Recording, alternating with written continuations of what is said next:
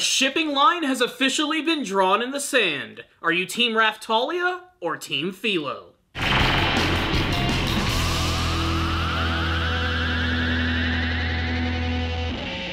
Raise your shields and prepare for excitement, my friends. It's time to take a look at another episode of The Rising of the Shield Hero. Before I go into my review, I'm going to give a shameless plug-in to a review that I just finished for Dragon Ball Super Broly, the 20th Dragon Ball movie, a video that I worked really hard on, and I would love it if you guys would check it out, like it, share it with all your friends, all that YouTube jazz. Let's go ahead and jump into this episode right here, which was perfectly divided into two parts, an A storyline and a B storyline. And I absolutely loved both of them, so let's just go ahead and jump right in. The first half of the episode is wholly dedicated to Naofumi and his Lolicon crew going to this town which has suddenly been taken over by all of these monstrous vines.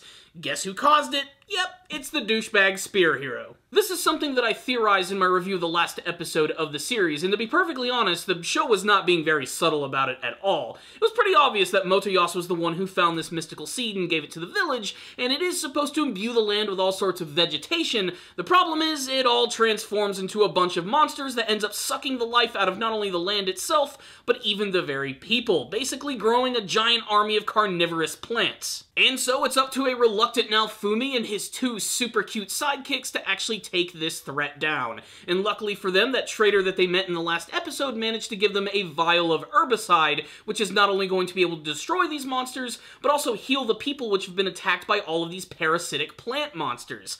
But of course, Naofumi isn't going to be doing any of this stuff for free. He's going to need some coin, as well as anything that they are willing to offer him. But I loved the first half of the episode, as it actually featured a really stellar action scene of watching Naofumi, Filo, and Raphtalia go into this destroyed town which has been overtaken by all of these plant monsters. Some of them are actually able to move around. One of them kind of looks like a walking Venus flytrap monster with giant tentacles and creepy eyes and a giant gaping mouth. Their main opponent is going to be this massive tree which has a really creepy animated eye at the top of it. And Filo and Raphtalia decide to go in there gangbusters and just start destroying things in a very epic action scene. It's not until the Shield Hero decides that he's going to handle things himself that things get decidedly epic, because we get to learn another secret ability of him. When he starts to get attacked by this creature, suddenly it just starts to disintegrate all around him. Chalk it up to being a special ability of the Shield Hero, or maybe he's been imbued with the power of herbicide himself.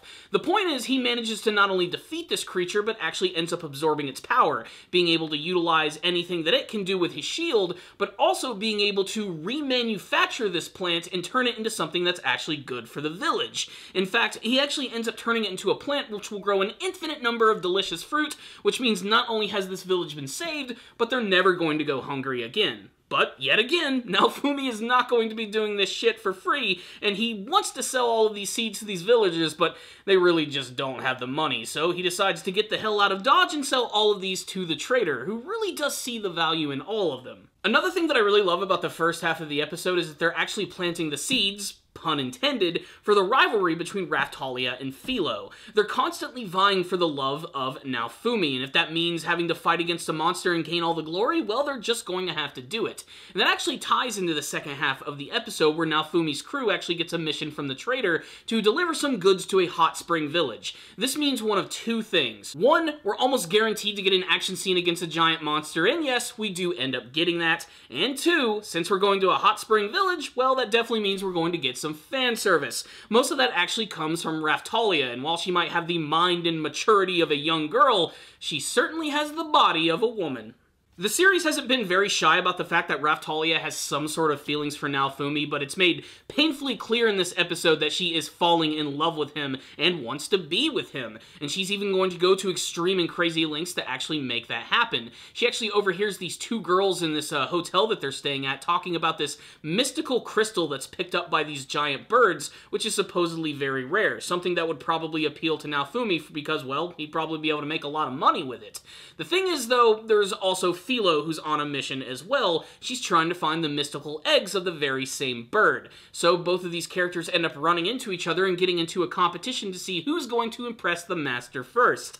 And it ends up turning into this crazy scene where they end up getting chased by this giant boar monster, which looks like Ganon from The Legend of Zelda. The scene itself is really thrilling and important because it actually forces Raphtalia and Filo to start working together and to put aside their differences in their rivalry. When they actually do end up finding this bird, the boar that was attacking them earlier actually ends up following them, destroying the bird's nest, getting rid of the egg in the crystal, and this pisses them off to the point where they end up killing the damn thing. They drag it back to the village, they sell it for some money, and they end up buying Naofumi a brand new gift, which is this little hammer which is going to be very important for him to craft materials. What I really love about this scene is that it was very symbolic of the fact that they are coming together and they both got the gift specifically for him. So what's the rundown on this episode of The Rising of the Shield Hero? I loved this episode. I especially love the fact that they managed to cram two stories into a single episode. And both stories not only stood on their own, but they were actually not so subtly connected to one another.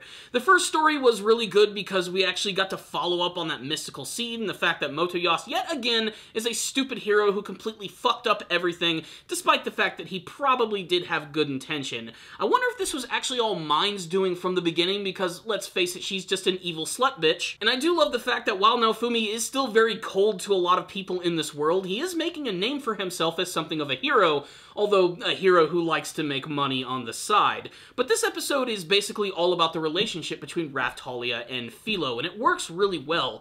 Most of the time is, of course, spent with Raphtalia, and that does make sense as she's the default second character of the series.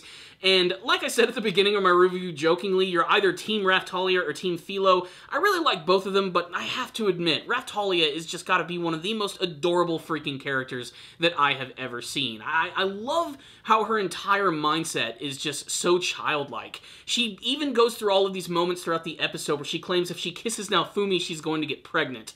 It's adorably stupid. And I do find it kind of strange that Filo actually wants to be the mate of Naofumi. I don't know if she really means what she's saying, especially because she more comes across as kind of a pet for Naofumi, but it's a little strange. But it's really funny watching Raphtalia get kind of jealous during all of these situations where she runs into Filo who's swimming in the hot springs with Naofumi, or later on when he's actually brushing her hair and her wings. She gets really angry about the whole situation, and it's sort of the catalyst for the rest of the episode. But I'm really glad that they're able to squash their bullshit by the end of it and realize that they actually work really well together. And they kind of have to, as they're the chief attack force for Naofumi's party. What more can I say? This episode had a surprising amount of heart, some thrilling action scenes, and lots of cool monster battles. I loved this episode, and I can't wait to see what's next for the Shield Hero and his super cute crew. I'm gonna give this episode right here a 5 out of 5. As far as entertainment value goes, I really loved this episode, but I would love to get all of your thoughts about it, and you can tell me all of them in the comments section below. What did you think about this episode? The A and B storylines? Are you a Raphtalia person? Are you a Filo person? Do you like them both? What do you hope to see from the rest of the series? Let's get a discussion going about this one in the comments section below. Like I said at the beginning of the review, please check out my review of Dragon Ball Super Broly. There will be a link for that video in the description box. I will see you all next time, and as always, stay down, baby.